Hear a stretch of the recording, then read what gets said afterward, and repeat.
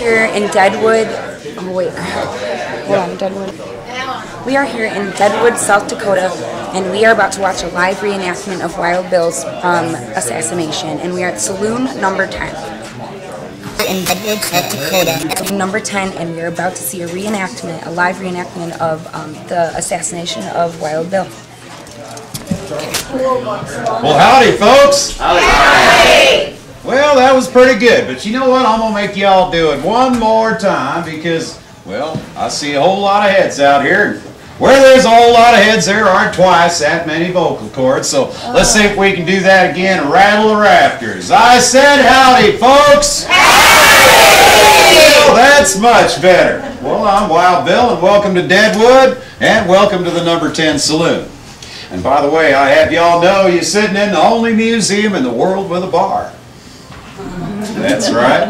And we encourage y'all to use it too. Now, I'll tell you what I'm going to do here. There's so many of you here, I'm going to do a little bit of question and answer session. And I'd like y'all to start thinking of your questions. And while y'all thinking of that, well, I'm going to introduce you to some of my friends here. So let's have a nice big round of applause for our bartender, Mr. Harry Young. Come on out here, Harry. Good to see you, Harry. And next, I got a real good friend of mine in from Wyoming today by the name of Charlie Rich. And around these parts, well, he's a fairly well-known gambler. Howdy, Charlie. And today we have a celebrity in our midst, a very famous riverboat pilot, Captain William Massey. Come on out here, Captain.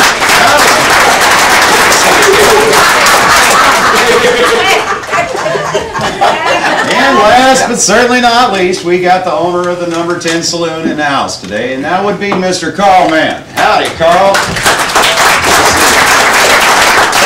I'll tell you what, Charlie, why don't you go ahead and deal us up a game. I'll be right over there to join y'all shortly. Now, I think y'all had enough time to think of some questions for me, so you just go right on ahead and pop your hand on up, and I'm going to answer y'all straight away. Ma'am? How old are you? Well, I'm 39. Anybody else here? Right back here, sir. Aces over here without numbers on them, without the actual authentic type of a card that they used in those days? Aces and eights, what the heck is that? Sounds like a poor hand to bet on to me. Well, maybe I'll just clarify a little bit. Today's date is 1876, August 2nd. And now, if y'all planning on asking me some questions about tomorrow, August 3rd, well, I ain't no fortune teller. So let's just keep it at today or prior, and let's have another hand up here. Come on now, somebody put up your hand. I said somebody put up your hand. Ma'am, right here. Are you up there in Booth Hill? I'm sitting here breathing in front of you. Now let's try to keep this to today's date or before. No, ma'am, ain't dead yet. Where's Calamity? Don't push me. Where's Calamity? Well, I don't rightly know. I ain't seen her today. Have you seen her at all today? Just briefly. Oh, well, I'm sure she'll be stopping in the saloon sometime to drink down the bar. Right back here, sir. This is not the original building that you were actually shot at. Let's keep this to the show here. Ma'am? Do you have a wife and children? Well, no, I do not have any children, but I just got married this year, 1876, right back in March 5th, to a woman by the name of Agnes Lake Thatcher. Oh, well, now, Agnes Lake Hickok. And, well, yeah, I'll tell you what. You know, some folks that think I married her for her money. You see, she had a very big circus left to her once her husband died, the Lake Circus, and it traveled all over the place. It was almost as big as old P.T. Barnum's that's just starting up right now. And, well, I'll tell you, her husband died, left that whole thing to her. The problem was, he left her a whole bunch of debt along with it. So much so, she had to sell that there circus to make ends meet. So I will dispel that sort of disparaging remark by saying I most certainly did not marry anybody for money. And if that was on my mind, I would have done that years ago and eliminated a lot of traveling. Good question, ma'am. Right here. What do you do in this town? What do I do in this town? Well, I'll tell you, see, well, I think I'll start right at the end of her question there, because see, when I got married, we went out to Cincinnati and got married, and, well, we was right in the middle of our honeymoon when I heard about the gold rush here in Deadwood. Come on through, folks, it's all right. It's the only way to get through, you got to do it. You're not going to shoot me in the back, are you? No, that's now don't put your back to old Jack McCall, because I'm sure he probably would do something like that. Oh yeah, that's right. Now, the way that happened, see, is I heard about the gold rush here, and I decided I was going to come out to Cheyenne and start the first wagon train to bringing supplies out Deadwood. And when I got out here, I found out my friend Colorado Charlie had started one, just the same. Between the two of us, we figured we'd just merge the two trains together, figuring that one large wagon train would be a heck of a lot safer travel than two smaller ones. And as it worked, we got all the way here to Deadwood without incident. Now once we got here, what we did, we run right down to the assayer's office and registered ourselves several claims. And well, I'll tell you, about two of them claims out of all of them turned out to be very productive. Very productive indeed. So much so I really don't see myself being here past another 2-3 months at the very most before me and my new wife would be set for life. Now that wasn't the only reason I come here, darling. I come here to do a little bit of gambling too. Just enough to where I don't lose my shirt. And one of the other things I figured on doing when I got here was working as a guide to take the miners to their respective claims. But what I found out when I got here was this place was so darn small they didn't need help finding nothing at all except maybe their hats in the morning after the night of a good drunk. Heck, all they had to do was amble on down to the assayer's office and, well, fill out a little piece of paper and amble on back up the street and start to digging. And we're just that simple. So you can well imagine I was kind of out of work for being a guide around these parts. But I wasn't out of work. Oh no. Not by any stretch of the imagination, considering my favorite monetary vocation right here at the old poker table. Boys, save some money for me, Charlie. I will, Bill.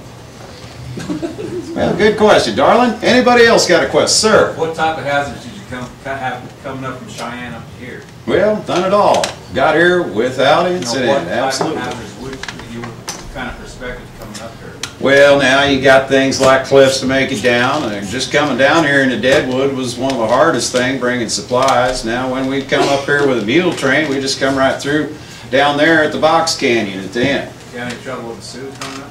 Oh no, not at all. We was way too big for them to want to mess with. And you know, of course, after what happened a month or so ago with old George Custer, well, they kind of broke it all up and disbanded in all different directions. There ain't too many of them left in large numbers around here. Yeah, every now and then we do have some try and start a little trouble, and well, we only need a couple of good rifle experts right down there at the mouth and see it bottlenecks together real good so they can't come in more than a few at a time. A couple of good men to take care of that. Yes, sir. Good question, sir. Ma'am? Did you have a question? Oh, I thought you... Oh, you had your hand up just before. Sir? How did you get the name Wild Bill? Well, you know, I don't rightly know why anybody want to call me Wild, see. Now, I'm one of 4 boys, and, well, tell you the truth, our mama grew us up to be respectful and cordial and kindly at all times. Unless, of course, we was disrespected. And, well, then you could just say our daddy's training took over. But I will tell you why they call me Bill, though. And see, I come from a very large family. Very large family. You see, we come over here from England about 200 years ago. Now, back then, we spelt our name just a little bit different. We spelled it H-I-C-K-O-X. And as the family got bigger and divided off into different parts and such, some of them decided they was going to change the spelling to H-I-C-K-O-K-S. Now, my part of the family, we just decided to eliminate the S and just go with plain old Hickok. So, there's Hickoks and Hickokses scattered all over the darn place. To the point where us brothers, we don't even know half our own darn family. So whenever we was traveling outside of Illinois, see, we always used our daddy's name. His name was William Alonzo Hickok. And that way, if we run into any relatives that recognize our daddy's name on our travels, well, they could say, you know, now, are you in relation to old Bill Hickok up there in Illinois? And we could say, yes, surely, sir, we are. And just kind of a way of getting to know relatives we didn't even know was there. Now, about the first time I believe I ever did hear anybody call me Wild Bill, that probably would have been, nigh on about 1871, when I was marshal in Abilene, Kansas. And there was an occasion, you see, where I was chasing some rowdy fellers out of town, and now they didn't need to be arrested or shot up or nothing like that. They just being a little too loud, a little bit too rambunctious. And as I was chasing them out of town, I was shooting my pistol up in the air, you see, and well, on the way back into town, I heard some woman holler out, "There goes Wild Bill." And that was probably about the first time I do remember hearing that. Now, there's a feller by the name of Ned Buntline. He writes them dime novels, you see. Now, I'm sure you all read a dime novel at least once in your life. And if you have, you know they ain't worth a dime neither. Matter of fact, they probably ain't worth the paper they's printed on. Of course, now that I think about it, you know, I could think of something that paper could be used for. But I'll tell you what, that feller, he never referred to me as anything but Wild Bill.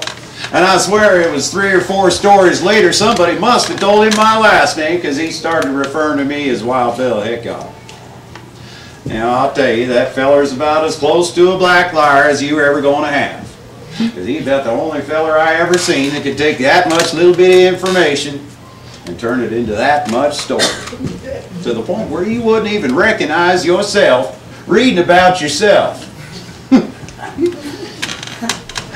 Well, I suppose I can't hold too much against him. He did give my friend Billy Cody his start. And, well, look where he's at today. He got that big old Wild West show. He got about 500 people under his employ.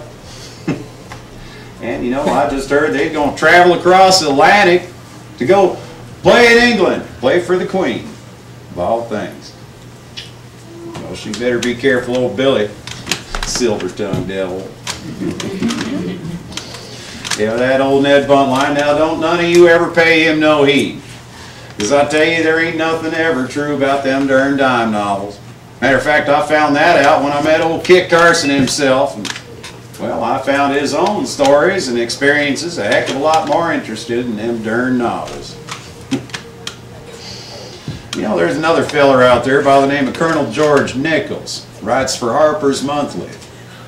And, well, he's not quite as bad. At least he includes some fact in with his stories.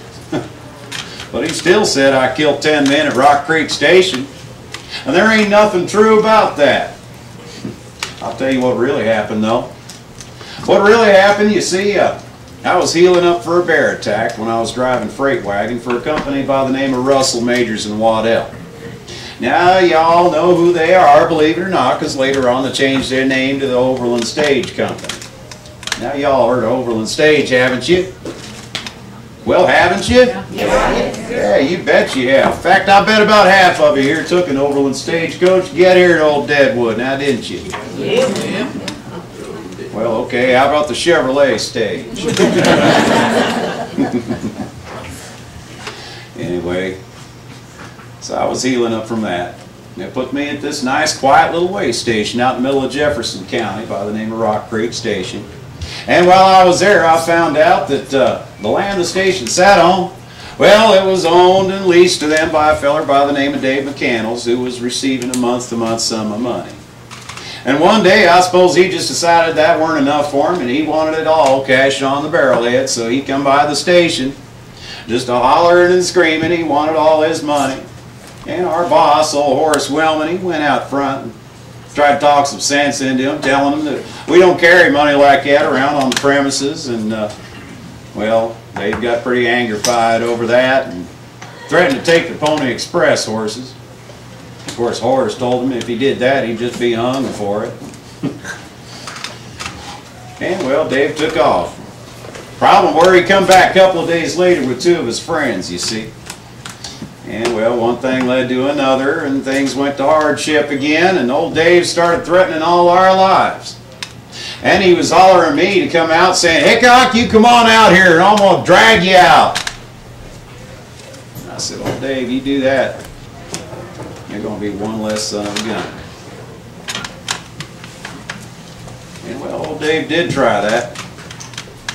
And when he come and forced himself through that front door, well, I'll tell you what, he belonged to me. Because any feller comes busting through your front door threatening you life, you darn near obligated by God to kill that feller. Send him on his way. That's exactly what I did. Old Dave stepped through that threshold, and I was standing behind a curtain holding a rifle, and I just let him have it one time. And I swear that feller were dead before he made a cloud of dust. Right about that time, though, his two partners tried to swamp me at the side door, and I just turned the rifle I shot Dave with and blasted the first one as he come through the door. And the other one took to running, with the injured one not far behind. Well, about that point, see, I figured enough was enough. Them two fellers had obviously learned their lesson. And the main threat, well, he lie there dead in the dirt right where he belonged. So I just let them two fellers go. But my two workmates, well, they did not share them same sentiments, you see. And well, they chased one down and killed one with a shotgun. And the owner's wife, Mrs. Wellman, well, she chased down the other one and killed him by beating him to death with a hoe. Oh, what a mess. Well, you can't tell me that feller didn't need more than one hole to be dropped in now, can you? Yes, sir. But that's what really happened at Rock Creek Station. Now, old Ned Buntline, he said that I'd killed a band of 7 men single-handedly with nothing more than a Bowie knife and a single-shot buffalo gun. Now, ain't that the biggest bunch of hogwash you ever did hear in your whole life? Well, if that were true, I just plain wouldn't be standing in front of you talking today. Now, old Colonel Nichols, well, he felt that that wasn't quite painted up well enough, and well, he said that I'd get 10 men with nothing more than a Bowie knife and a single-shot buffalo gun. Well, I'll tell you, them writers, they a bunch of characters. They couldn't tell the truth from a lie if it bit them right on the end of the nose. Well, let's have another question out here. Right here, ma'am. You and Calamity Jane, can you clear that up just a little bit? Well, what do you mean by that, darling? Well, she was the love of you or the love of her life, is what I've been told. Well, it sure weren't returned. But you know what?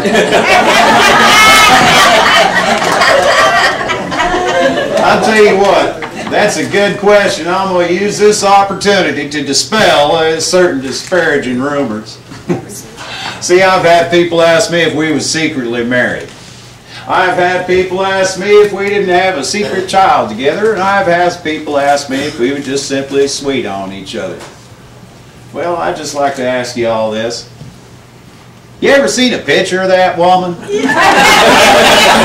mean, come on now. Face like that make a mule proud to be a mule. I say, heck no. Yeah, I know she was sweet on me a bit. I think everybody knew that. Well, about everybody but Martha Jane. But no, there was nothing of the sort between us at all. No, now we were real good friends, I'll tell you that. And we played a lot of cards together, drank a lot of whiskey together, and we worked together on many occasions, the last being with old George Custer in the 7th. She was working as a bull whacker. I was working as a buffalo hunter and scout. Now, if y'all thinking something might have been going on there, you're absolutely wrong again, because see, she was drawing a man's wage. And in order to do that, she had to masquerade herself as a man. Because you know, there's only about 2 things for a woman to do, and that's either to get married or to become a... Well, maybe I just stop right there. But you see, she didn't want to do neither nor, and that's why she dressed like a man. And that's why she walked like a man and spoke like a man and drank like a man and swore like a man. And just between me and you, darling, she smelled like a man. Oh. Matter of fact, she come blowing in off prairie one day, and I said, "Darn, Martha Jane, I'd swear them buckskins you's a-wearing's a growing hair on them. Go hose off, darling." Oh. But I'll tell you what, though. She got about one of the best sense of humors I think I ever did see. Very wry sense of humor indeed. Matter of fact, I'll give you all an example of that. One day she told me, she said, "Bill, you ever get killed before I do? And I'm going to have myself buried right next to you when I die."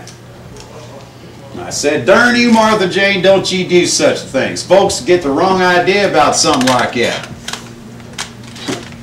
Of course, I know she was just pulling my leg, though.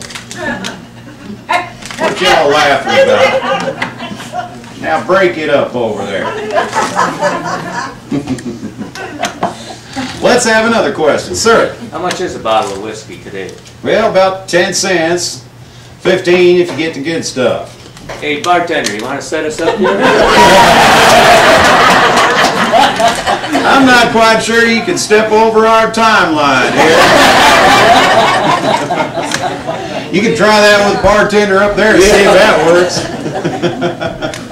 I think you get more than that, though. You probably just get laughed at, sir. Anybody else? Right back here, sir. You reckon anybody by the name of Well, now there is a Jack McCall. Just blew into town about a week and a half ago, some such. I don't know much about him. Strikes me as sort of a drifter type, you see. And, well, folks around Deadwood here say he drinks too much. Of course, about everybody in Deadwood here drinks too much. Well, now then again, if folks that are drinking too much saying Jack drinks too much, maybe he do drink too much. But no, I don't rightly know him. I know who he is and such, but man, he seems like a harmless enough character to me. Sir, right back here. How many did you actually kill and story about your deputy? Well, I knew it were going to come to that. Well, I'll tell you. If you want to include the War of the States, I'd have to say I've killed well over 100 fellows. Now, there was an occasion when I was scouting for the Army in the Southwest, you see, and well, we were down in Arkansas, and we all had the misfortune of being penned in around some rocks, you see. Now, we was all thankful that there's enough space between them there rocks that we could get our rifle muzzles out through, you see, and defend ourselves. Otherwise, sir, I likely would be not standing here talking in front of you today. And the very, very first day of that skirmish, which lasted 3 days in total,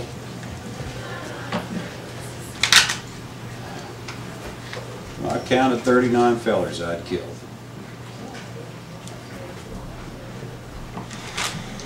It was never nothing I was proud of, nor was it never nothing I ever cared to talk about much.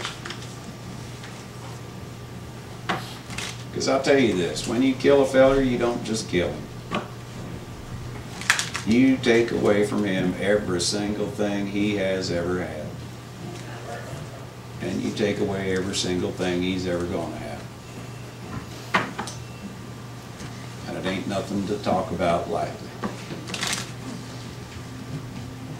Now I'll tell you something else there. That next day, that there skirmish, I just didn't bother to count no more.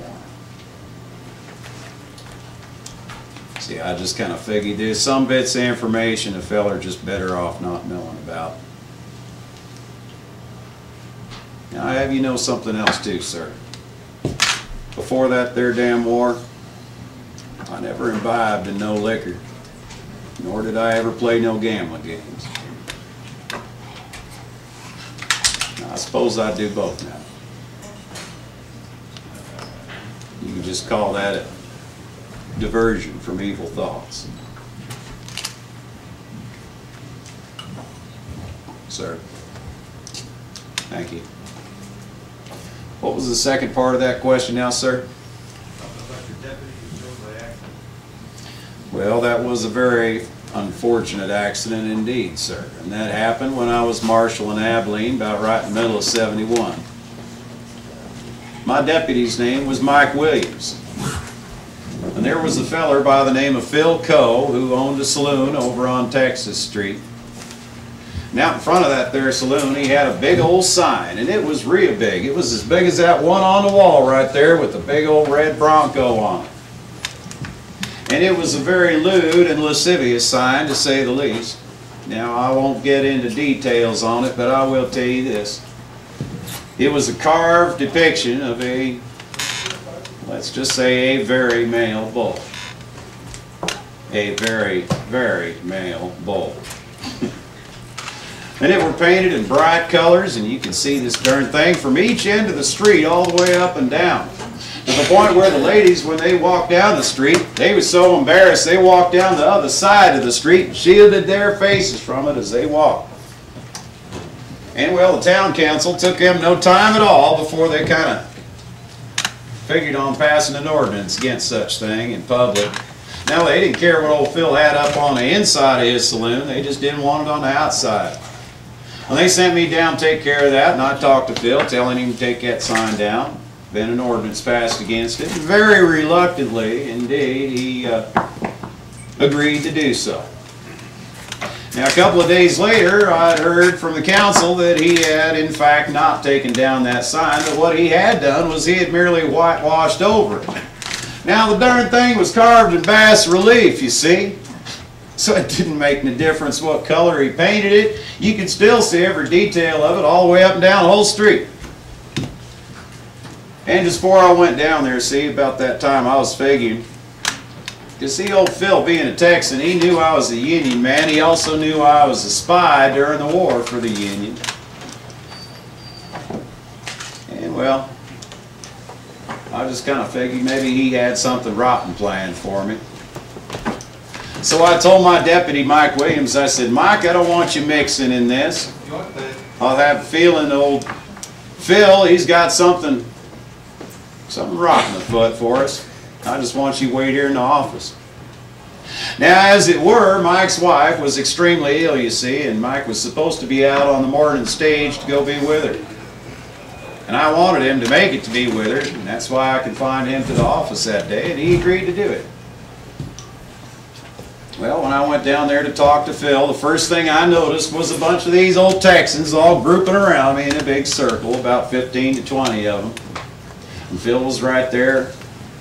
And I told him, I said, Phil, you know, you're going to have to get that sign down.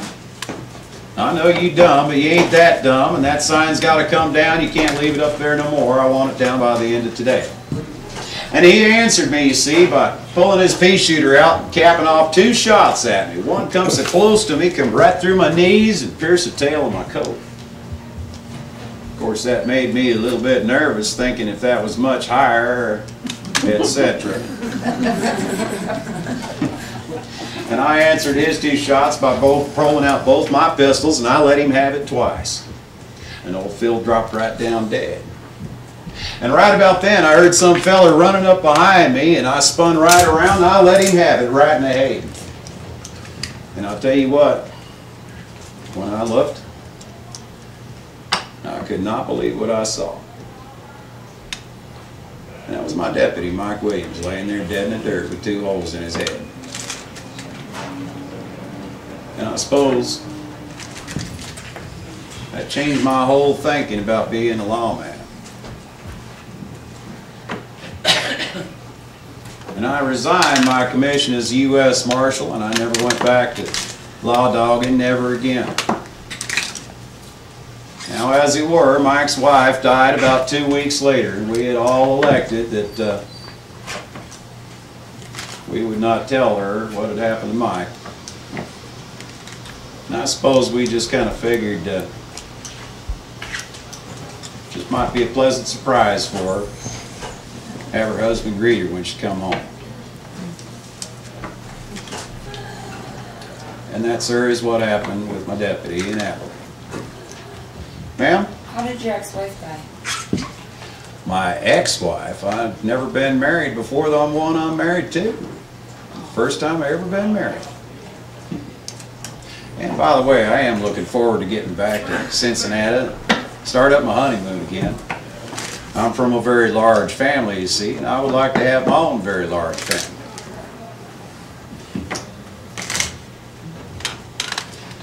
Anybody else got a question out here for me? I think we got time for about one more. How long before you die? We gotta catch a bus or two.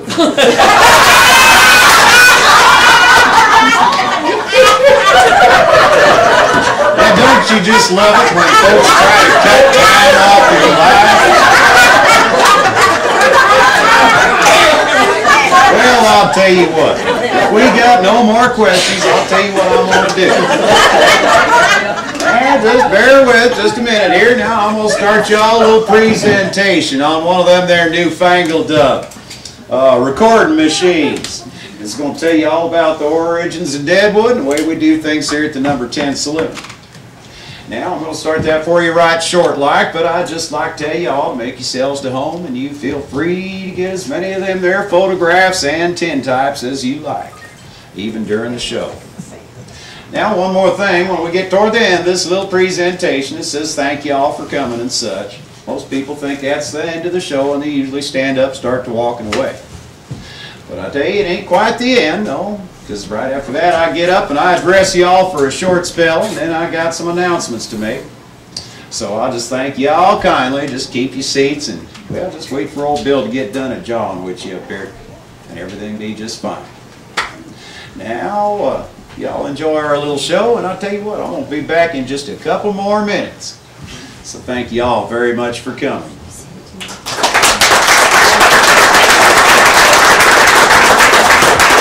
Witness what happened on that fateful day, August 2nd, 1876, when Wild Bill Hickok was gunned down by crooked-nosed Jack McCall. The employees of the number 10 will set the scene for you, so sit back, hang on to your sarsaparilla, and we'll start from the beginning.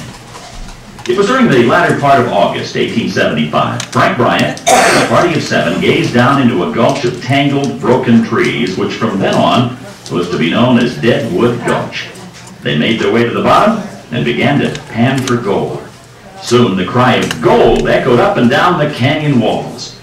They hastily built a crude cabin east of their find, but nevertheless went on to prospect throughout the northern hills, only to return on November 8, 1875, to post a claim of their discovery. On the very next day, November 9, 1875, a second group filed a claim just short of 3 miles up the creek.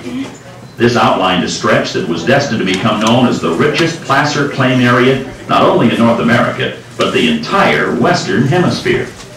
As news of this bonanza leaked out, the rush was on, resulting in a flood of mankind from all directions. The Army could no longer stop the invasion of the fortune hunters. By August 2nd of 1876, Deadwood Gulch, now known as Deadwood City, and often referred to as Sin City, had acquired a worldwide reputation as a booming metropolis. Its surrounding hills and creeks were loaded with gold. Even greenhorns were said to be able to find nuggets, well, as they put it, bigger than horse turds. Its streets were lined with substantial businesses, offering everything from an opera house to dance halls, saloons and banks, stores of every sort, but mainly saloons and gambling dens. Deadwood Gulch was jam-packed with every variety of mankind, good and bad. The likes of Wild Bill Hickok, Seth Bullock, Wyatt Earp, Calamity Jane, Colorado Charlie Utter, California Joe, and Preacher Smith. Somewhere between 4,000 to 6,000 of them. They came with greed or lust and high ideals, but the frenzied excitement that Deadwood provided well satisfied their pioneer spirits. 2 guys named Nuttall and Mann couldn't picture themselves seeking their fortune as prospectors, and instead built a house on their placer claim, number 10, which became known as Saloon number 10. On the morning of August 2nd, 1876, Harry Young was tending bar in the number 10. His hair was greased, as was customary. This was essential as part of a method used by bartenders to collect a little extra loot for themselves. Before reaching into a prospector's poke for a pinch of gold to collect for a given whiskey, the bartender would rub his fingers through his greasy hair, thus oiling them well. He would deposit the unoiled gold dust into the boss's take, and by again rubbing his fingers through his hair, redeposit the oily flakes where it could be washed out later. It's said that there was a bald-headed barkeep who was known to have half a dozen hair pieces, all well oiled. His take was enormous, as the laundering process was more efficient. The dance hall girls had arrived on Colorado Charlie Utter's wagon train in late June, ready and willing to entertain the thousands of eligible prospectors. Some came with hopes of finding the right man. Others came simply to make their own fortune. Their attire, somewhat more revealing than what was thought to be proper, was looked down upon by those trained in ladylike etiquette. But nonetheless, they brought to the gold rush an air of reckless, dazzling excitement. By August 2nd, 1876, they were well established up and down Deadwood City's main street, working around the clock in one fashion or the other. Honky-tonk piano and their songs of promising spirit filled the air. Many an unlucky prospector could find hope for tomorrow, for he knew what the night would bring.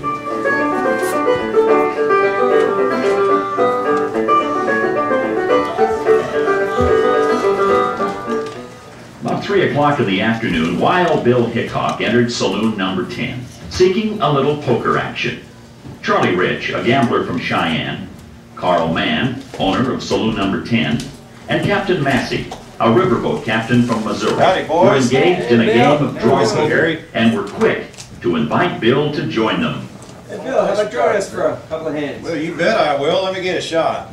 Wild Bill's reputation demanded that he be exceedingly cautious. For instance, he never liked to sit with his back to the door. The vacant seat was so located, and a lively debate between Charlie Rich and Bill resulted in an attempt on Bill's part to get Charlie's chair. Hey, Charlie, why don't you swap chairs with me here? Well, tell you, Bill, I'd like to accommodate you, but Bill was not given his request, and grudgingly, with great hesitation, took the empty chair. But after a few minutes, he stood up and again asked Charlie for his chair. Now, come on, Charlie, you know I sit there all the time. Just shove it on over. No. Not today, Bill. Turn you, Charlie. And on this rare occasion, he settled down, sitting with his back to the door. Wariness, though, kept Bill alert, for all knew him to be a left-handed drinker, leaving his right hand free to handle his pistol. As unpredictable as card games are, Bill found himself quickly losing to Massey, who had lost to Bill the night before. Bill asked Harry for $15 worth of pocket checks. Harry brought them over to Bill and returned to the bar and his duties. Harry, can I get some of that pocket checks from you? Sure. Soon, a shifty drifter known as Jack McCall entered the saloon. Bill quickly turned while drawing his gun. Recognizing McCall as a newcomer to town, he greeted him with a friendly, "Sorry about that, Jack. Howdy." Then reholstered his gun and resumed the game. Jack slowly circled the table, pausing briefly behind each player and analyzing each hand.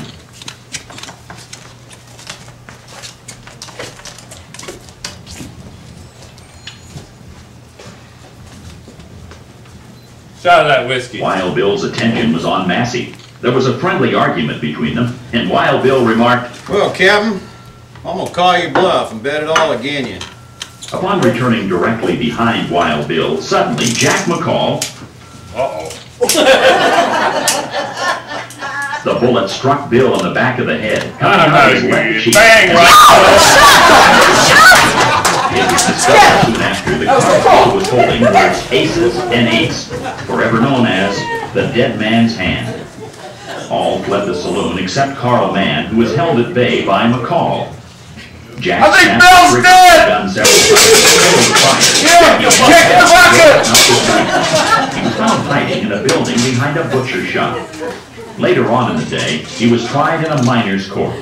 The jury, being tainted and influenced by a deceitful defense, found McCall not guilty and was released. This decision not only outraged the judge, but also the general populace. McCall left the camp in haste. Upon reaching supposed safety in Wyoming, he began bragging of his ignoble deed. Word of this reached the U.S. Marshal, who tracked McCall down, arrested him, and sent him to Yankton to be tried again in Dakota Territory. It was determined, since the first trial was held in Indian territory, that it was not legal. McCall was found guilty and hung for his cowardly crime. He was buried in an unmarked grave on the edge of town. Later, as the town grew, the cemetery was moved. As the coffins were opened, one corpse was found with a rope around its neck. It was easily identified as Jack McCall, the assassin of Wild Bill. Thank you, ladies and gentlemen, for taking your time to allow us to share that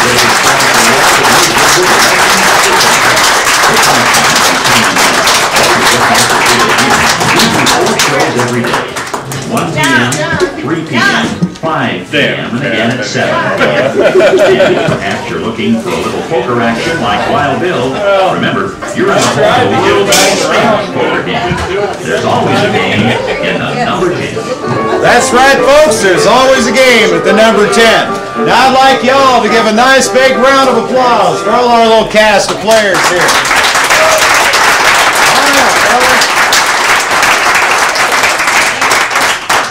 Good job, fellers and ladies. Now, I'll tell you what, for those of you that would like to get photographs and tintypes with yours truly and Mr. McCall up here with you and your friends and families, you are more than welcome. And to make that happen, we're going to stand up here just as long as y'all need us to get that done, and that way nobody walk away empty-handed. Now, if I could divert your attention over here to this thing that look kind of like a spittoon here. Oh, well. Heck, I suppose it even says spit backwards on it. Well, just don't pay no attention to that and don't be looking at it in a mirror. And please don't spit in the darn thing, just makes it awful messy on the inside. And by the way, if y'all enjoyed our little show and would like to express your appreciation, there ain't no amount of gratuity that will not be graciously accepted or appreciated. Now, I'll tell you what, that little announcement I told you about, the gentlemen of Old Deadwood are through with the gunfights and the trial of Jack McCall for the rest of the season and will not be back doing it in the street again until next May. Now, as far as yours truly and Mr. McCall here, well, we're going to be doing our show right up till October 1st, and that is the Friday of the weekend of Oktoberfest here in Deadwood. So, why don't y'all come back and catch our last show and make sure you drink a lot of beer, too.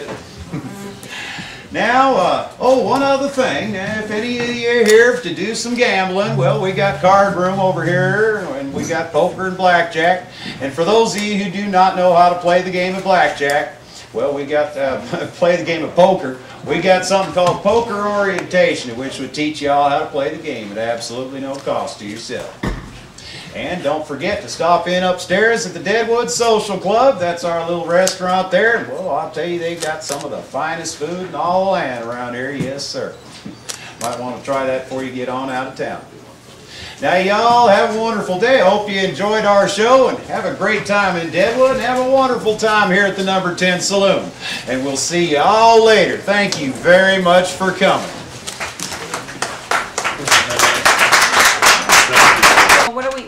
What are we rating this, Mark? With the whole film? Well, you know what? We ate Rocky Mountain oysters, so I'm pretty sure if we can have that on film. What do you mean? The Rocky Mountain oysters are delicious. Oh my God! We're also rated G, so. Yeah, not for this girl. They're not when you say they're cow balls. Ugh. Oh, yeah, not for me either. Aces and eights, this is a horrible hand. Yeah, I was telling Jack, I said it took me 17 years to learn how to kiss a girl right. It'd take me another 54 to put one of them babies in my mouth. Yeah. So this show today was so amazing, you guys. You did really awesome. How did you guys both get into doing this? Well, I've been doing it for about 4 years with a gunfighter group called the Old Town Temecula Gunfighters in Temecula, California. Okay. And I've been playing Wild Bill about 4 years with them, although it's nothing like this here. This is totally different. I'm the showcase character here. Yeah, it's fun, huh? And I'm not the showcase character in my own group. So, right. You know, so we do improvisational comedy, and we do a lot of special events. How did you get to do this here, though, the Saloon 10? If you're with that group, did they just ask you to do it, or? Can I say names? Yeah, you can say whatever you want. Well, one of our gunfighter group associates called Southwest Pistoleros, their head ramrod, guy by the name of Miguel Corona, does a lot of stuff for History Channel and Discovery. He's also an agent and writer and producer, etc. And he put me and the owner of the Number 10 Saloon in contact with each other, and we just talked it out, and here I am. And you fit the part. And how about you? How did they pick you up to be McCall? Actually, I worked for the railroad for like 12 years, and I moved here because I wanted to be in Deadwood because I like Deadwood so much. Yeah, it's a sweet And I little saw town. the gunfights in the streets and said I got to get into that. Like, I want to do it. Yep, and so I started talking to people, and eventually the leader of our troop came and interviewed me, and he said, "You'd be perfect. Don't shave, don't cut your hair." And I said, "Right on. I'll save on grooming products, you know." Perfect. So then I got into this, and they asked me if I wanted to play Jack McCall in the Number 10 Saloon, and I said, "Sure." Heck you know. yeah. You wanted to be the bad guy. Yeah, exactly. So do you guys ever really get mad at each other with those No. guns? Not once. You get along pretty good? That's good. Best guy I could work with here. Now, those other people that were sitting here, those are not people that are here every time. Do you pick people from the audience? Yep, every single time. Oh my gosh, that must be crazy for them to And be if part they of don't it. stick their hands up and volunteer, You pull them up here? That's right. Ah, my goodness. That's crazy. So, what was I going to say about, so this is your life. This is what you guys do every day. I mean, you got, how many shows do you have a day? 4 shows a day, and the shows are at 1, 3, 5, and 7. And we run them all the way through May to October 1st every single year. It's been going on for how many years here? 50? Yeah, 60 or longer, years? yeah. Wow, that's such a long time. Yeah. It'll probably keep going on for another 60. Yep. So- I'm one of many, many, many bills. But you guys do this is a summer thing? Yeah. Okay. Yeah. And so every summer you guys come back here and do this? I Yes. actually live here. Right, oh that's right. you Yeah, live and there. I bartend in the wintertime. Okay, So, that's cool. yeah. And who was that girl that came in here? Just one of the bartenders? She's a cocktail waitress around here, and they wear their costumes during the day. I see, and then they come in here and Yep. do this. This is so cool. I love how authentic with the sawdust floors and everything. It's really awesome. Saves on mopping up messes. Right. Now, what about the bartender? Is he always doing this too? Nope. That was another audience member? Yep. Wow. We take 4 audience participants, and we actually used to take audience participants to do the Saloon Girls too. Wow. And I suppose the reason we aren't doing that anymore is there's just too much clothing. It takes too much time to get them outfitted. Right. Well, shoot, this girl could have done it. That would have been fun. I'm just kidding. But no, he did really good too. It was so funny how he came and he was like drinking the stuff. And I love how you guys added the kick the bucket. That's funny. Yeah. You guys packed this place too. You should have seen it. The whole place was just packed with people. And how do you just know how to keep going when people ask questions? I mean, do you ever get nervous or No. just, No. you know? It's a kind of thing where I've read a lot of information. I've just got it in my head, and if somebody asks a question, as I'm reading new information, I'm picturing it in my head as if I've done it. So I actually have a memory of an image of that incident. Okay. So it's much easier to call on information that you have a mental image of than it is to try and recite information word for word out of a book. And I don't use a script for the show. I refuse to use a script. It's too hard to get thrown off. And Yeah. you do this 4 times a day all summer long, and by the time you get halfway through, the whole thing starts sounding contrived. Yeah. You know, it starts sounding scripted, and people don't like that, and I don't like it either. Well, you guys do really good at staying in character, even when you have little mishaps, as you saw in the show with the gun. I loved that you're like, bang, and then, you know, that was perfect. I mean, I'm sure you guys have mishaps all the time, but you just keep rolling with it, and It happens occasionally, but yeah, we can usually work around that's it. fun. No, that's kind of actually an occupational hazard that comes with these sort of weapons. These are cap and ball pistols, or muzzle loaders.